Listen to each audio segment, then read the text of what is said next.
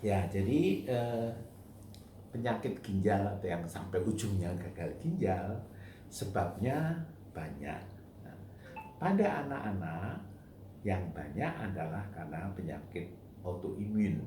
Terjadi glomerulonefritis yang kemudian bisa menjadi sindrom nefrotik, anaknya bengkak dan sebagainya. Nah, di samping itu ada juga obat-obat bisa juga menyebabkan kelainan ginjal atau gagal ginjal seperti yang terjadi pada ya beberapa mungkin tahun atau bulan yang lalu. Banyak anak-anak kecil meninggal karena mendapat obat-obat yang mengandung bahan kimia yang merusak ginjal ya. Tapi memang tidak semua bahan kimia, karena ada yang orang berpendapat obat jangka panjang bahan kimia merusak ginjal. Enggak, itu tidak benar ya. Banyak obat yang aman untuk ginjal. Misalnya obat-obat DM, obat hipertensi itu aman. Tapi ada juga bahan-bahan atau obat-obat yang dijual bebas yang justru tidak baik untuk ginjal. Yang sering adalah obat-obat painkiller untuk mengurangi sakit.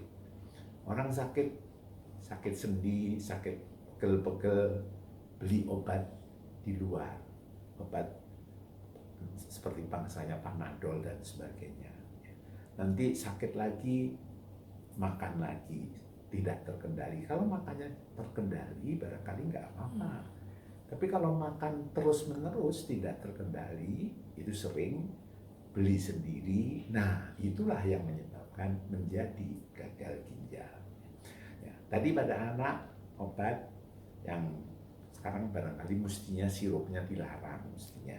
Ya. Nah, pada orang dewasa gagal ginjal sebabnya juga sama, antara lain tadi glomerulonefritis, sindrom nefrotik yang sebabnya adalah autoimun.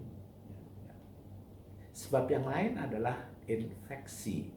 Infeksi dari infeksi saluran nafas bawah, kemudian bisa naik ke atas menjadi infeksi ginjal. Kalau berkepanjangan, pyelonefritis kronik, maka ginjalnya akan rusak. Nah, ada juga sebab misalnya batu ginjal. Batu ginjal ada kelainan karena airnya yang banyak mengandung kalsium, ataupun mungkin ada kelainan metabolisme kalsium, itu menyebabkan berbatu-batu dan kemudian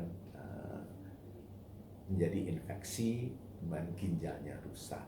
Nah, akhir-akhir ini yang banyak penyebabnya sehingga menyebabkan sampai gagal ginjal karena tidak terkendali, itu justru malah penyakit-penyakit pembuluh darah.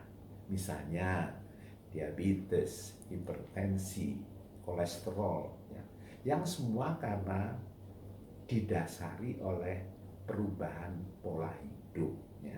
Jadi makan berlebihan, banyak, kemudian tidak olahraga, kurang gerak, menjadi gemuk. Gemuk bukan berarti sehat. Gemuk mendasari berbagai macam penyakit vaskular, penyakit pembuluh darah. Yang jelas hipertensi, diabetes, kemudian dislipidemia. Ya. Karena itu nanti untuk mencegah supaya tidak menjadi gagal ginjal, ya kita harus mendeteksi berbagai penyebab dini tadi, diabetes, hipertensi dan sebagainya. Saya kira program pemerintah untuk pemeriksaan check up tahunan itu sangat baik. Tapi bukan hanya check up terus kemudian sudah. Nah, kalau ketahuan ada berbagai hal, misalnya pada anak kecil ketahuan ada glomerulonefritis yang diketahui dengan pemeriksaan urin. Nanti saya jelaskan lebih lanjut mengenai pemeriksaan urin. Ataupun pada diabetes pada dewasa yang kena diabetes kemudian tidak ditindaklanjuti dengan pengobatan, tentu pengobatan untuk diabetes ya supaya gulanya terkendali, tentu ginjalnya akan juga makin buruk. Jadi bukan hanya deteksi, tapi kemudian pengelolaan kalau diketahui penyakitnya lebih lanjut. Kalau misalnya tadi pola hidup, ya pola hidup itu tadi kan makan yang berlebihan, ya banyak lemaknya, banyak goreng-goreng, kemudian jumlahnya banyak, menyebabkan kegemukan. Kegemukan, tidak olahraga, kemudian menjadi timbul diabetes. Sekarang ini orang-orang yang lebih muda sudah kena diabetes akibat perubahan pola hidup tadi. Kalau dulu 40 tahun yang lalu, barangkali orang diabetes umurnya 40 tahun ke atas baru kena diabetes. Sekarang 20 tahun sudah kena diabetes akibat kegemukan, pola hidup yang tidak baik menjadi kegemukan. Karena itu perlu perbaikan pola hidup yang baik untuk mencegah terjadinya kelainan-kelainan yang menyebabkan kelainan pada pembuluh darah dan ujung-ujungnya kelainan pada ginjal. Nah, kemudian tadi bagaimana memeriksa adanya kelainan ginjal? Saya kira tadi sudah barangkali ya mengenai pemeriksaan kreatinin. Yang pertama pemeriksaan urin, ya. Yang pertama pemeriksaan urin. Kalau ada protein normal, urin normal itu bersih, tidak ada proteinnya. Protein kan sisa metabolisme, kemudian dipakai di dalam tubuh, sisanya dibuang. Protein itu barang mahal, barang penting. Normal tubuh tidak membuang protein, ya. Jadi dikonserv, dipakai sebaik-baiknya. Kalau berlebihan, memang misalnya makanya kayak tiger diet, ya makanya protein saja. Tentu protein yang berlebihan akan juga dibuang ke urin. Nah, yang berlebihan ini dapat menyebabkan kerusakan ginjal. Jadi tadi dengan pemeriksaan urin, protein dilihat. Yang gampang adalah kalau protein dalam urin banyak, kencingnya berbusa. Ya, berbusa, ya kalau panjang jauh gitu, cur gitu, tentu berbusa juga. Tapi kalau pemeriksaan yang biasa tidak berbusa, kalau berbusa menunjukkan adanya protein yang berlebihan pada urin.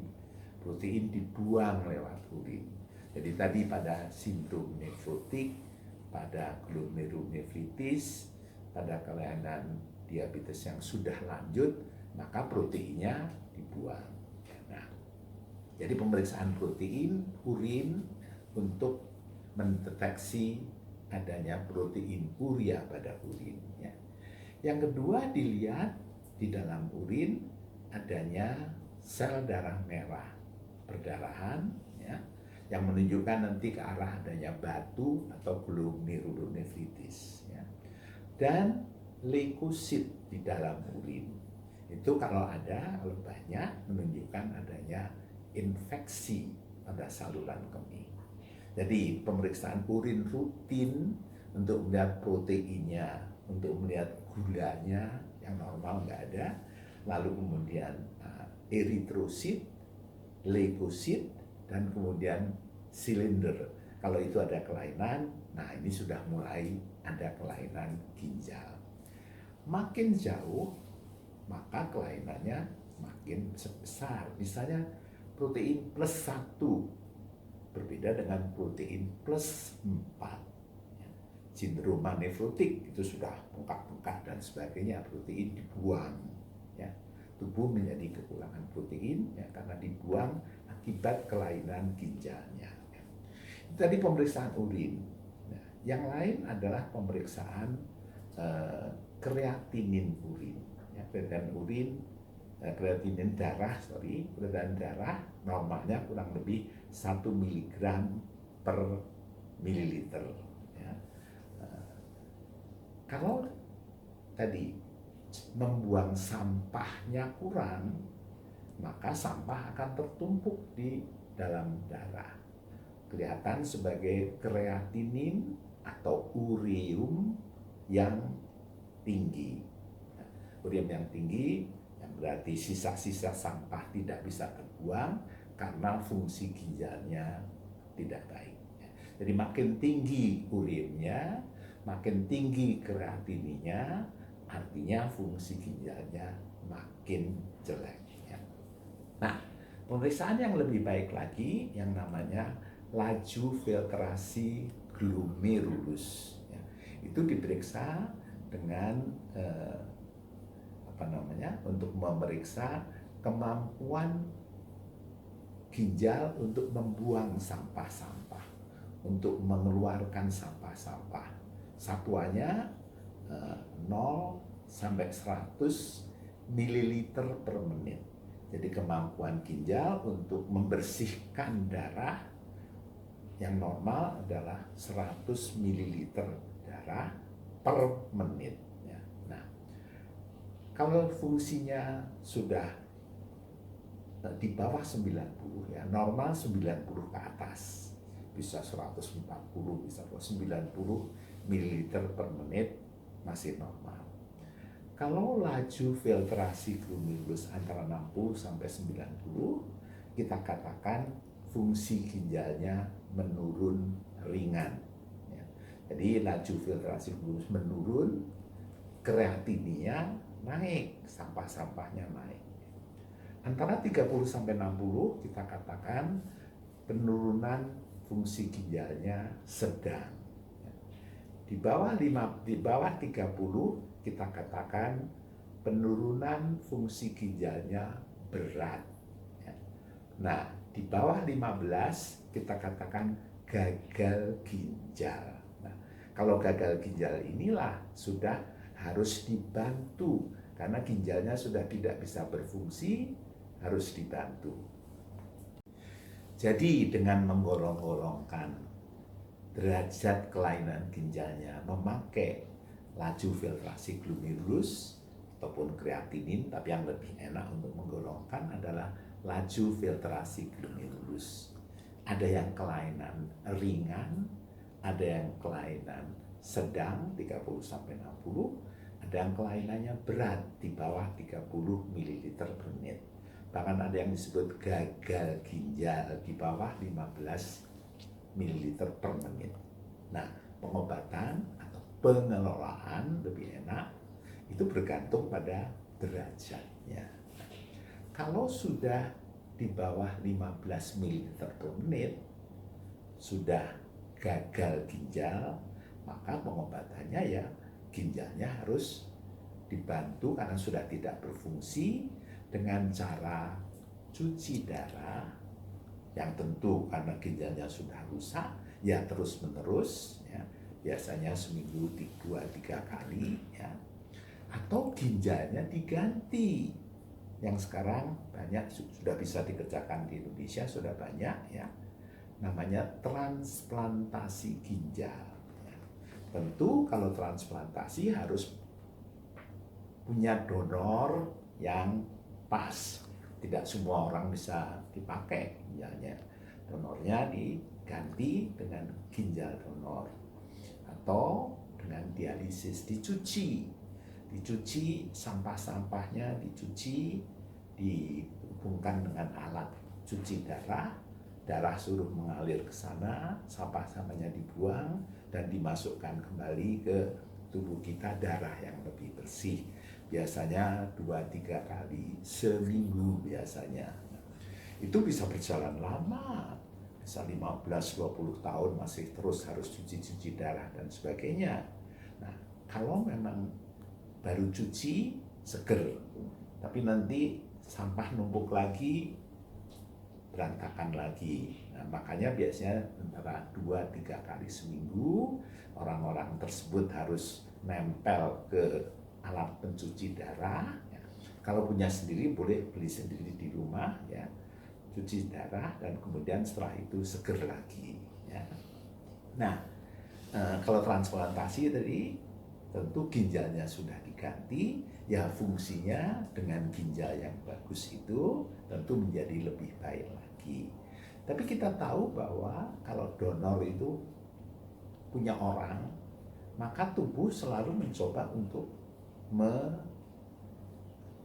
mengeliminasi, membuang benda-benda asing, termasuk donor ginjal donor. Makanya harus dipakai juga obat untuk menekan respons imun untuk membuang benda asing juga terus-menerus. Nah, kalau fungsinya tadi masih sedikit, kalau masih normal tentu nggak apa-apa, ya biasa-biasa saja, hidup biasa, ya.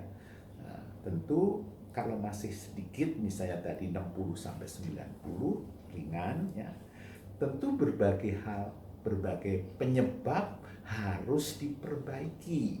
Ya. Belum perlu tindakan, belum. Ya. Misalnya 60-90-80 misalnya. Penyebabnya seperti saya katakan tadi banyak. Kalau infeksi, infeksinya harus dicegah. Ya. Mungkin yang sering atau orang tidak terlalu merasa infeksi saluran kemih itu kencingnya sakit. Ada yang kencing sakit tapi merasa enak-enak aja atau malu berobat. Misalnya ada penyakit kelamin, ya. Nah itu bisa kalau tidak diobati tentu menjadi naik ke ginjal atau bahkan keluar ginjal juga bisa. Karena itu infeksi harus diperbaiki. Kemudian sebab lain tadi yang sering batu, ya. Batu biasanya keluhan nggak ada, kadang-kadang nyeri pinggang atau kencingnya berdarah. Nah itu juga harus diperbaiki penyebab itu. Kemudian misalnya tadi yang glomerulonefritis, ya, sebabnya glomerulonefritis itu autoimun. Itu pengobatan sampai saat ini belum ada. Ya. Pengobatannya dengan mengatur makanan, dengan diet, mengatur air, tidak boleh berlebihan, tapi tidak juga kurang. Karena kalau cairan kurang, maka terjadi dehidrasi, fungsi ginjal akan rusak juga, rusak akut, gagal ginjal akut. Ya. Jadi kalau sudah mulai ada kelainan ginjal tadi, GFR atau laju filtrasi glomerulus antara 60-90, pengaturan makan, ya diet, pengaturan cairan itu harus benar-benar baik. Di samping penyebab-penyebab terjadinya kelainan yang juga harus diperbaiki, seperti misalnya diabetes. Diabetesnya harus diobati juga dengan mengatur makan, tidak boleh berlebihan dan kemudian menjadi karunia. Atau hipertensi harus diobati, ya, dengan makan garam jangan berlebihan, olahraga, diet, olahraga, plus obat-obatan. Obat hipertensi umumnya harus terus-menerus, karena kita tahu hipertensi itu kebanyakan adalah tidak diketahui sebabnya. Esensial, hipertensi esensial, sebabnya tidak tahu. Ya. Yang diketahui sebabnya hanya sedikit, biasanya karena kelainan endokrin. Kalau karena kelainan endokrin, misalnya pheochromocytoma atau Kohn syndrome, ya kita bisa kalau pheochromocytoma tensinya diobati susah, biasanya ada kelainan pada anak ginjal, operasi. Kohn juga bisa operasi juga, tapi umumnya kalau hipertensi obat-obat harus terus-menerus. Zaman sekarang obatnya banyak macam-macam, ya, supaya menjaga tensinya tetap normal. Sehingga kalau tensinya tidak normal, maka fungsi ginjalnya akan tetap baik.